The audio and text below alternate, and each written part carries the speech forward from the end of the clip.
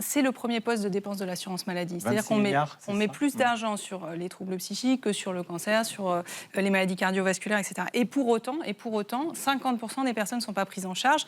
En pédopsychiatrie, on a des chiffres aussi, des délais d'attente qui sont très, très, très conséquents. Alors, il y a plusieurs sujets. Le gros sujet, c'est aussi qu'on investit très, très peu en prévention.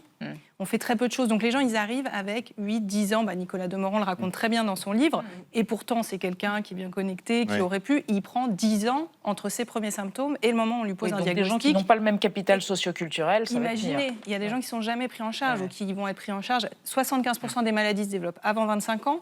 Les gens vont parfois attendre jusqu'à 50 ans avant d'avoir un diagnostic de posé. Donc on a vraiment un sujet d'aller repérer, intervenir le plus tôt possible et être dans une action de prévention. Mais ça, c'est pas que à titre individuel, c'est collectif. Il y a des centres experts maintenant, il y a des centres experts et ça va plus vite d'avoir des diagnostics.